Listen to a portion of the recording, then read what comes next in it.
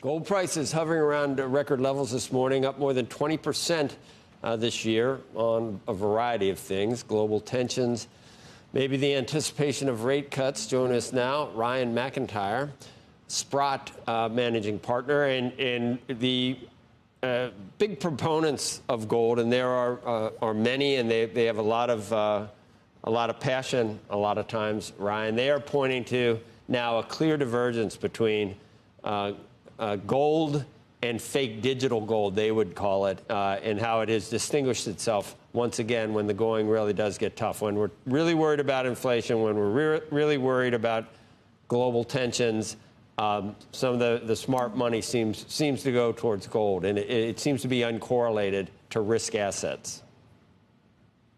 Yeah, no, absolutely. I think, gold has proven itself over many years to be a great store of value. Like 6,000? In many periods of uncertainty. Yeah, like 6,000 years. How many years? What, just a rough calculation. What do you think? Thousands. Who knows? Thousands. Yeah. Amazing. At this point, it's gotten above resistance. And do you look at the technical side of things? What is possible over the next 18 months?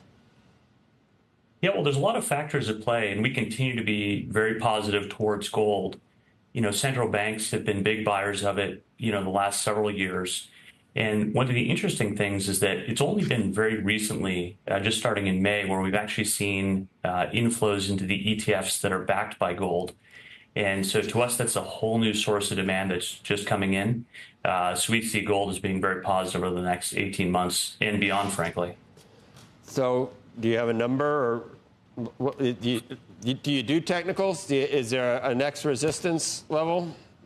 Yeah, the next resistance level that we see is around 25.50. Is that sort of next stop, in the next few months here? But we look at it. That's $2, Ryan. Give me something that I can use, please. Well, that's $2 over the December price, I guess, on the futures basis, but it's still $50 higher than the spot. Okay. But all right. But it's it's done very well this year. Up over 20%, and frankly, to me, there's a lot of positives that are sort of in the works now on a fiscal side, what are those? Political side. Money printing. What is it this time? Yeah, so I think to me the biggest thing is probably the fiscal situation that many Western governments are in. We're running 7% deficits today in a non-recessionary environment, which is a pretty unique circumstance.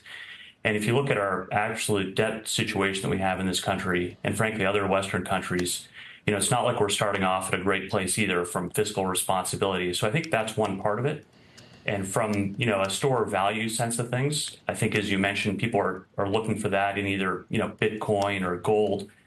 And I think the one great thing about gold is that it's a real asset that's tangible and proven to have a sophisticated, uncorrelated, and frankly, probably the only true hedge against, I would say, elevated sovereign risk that we see in the future.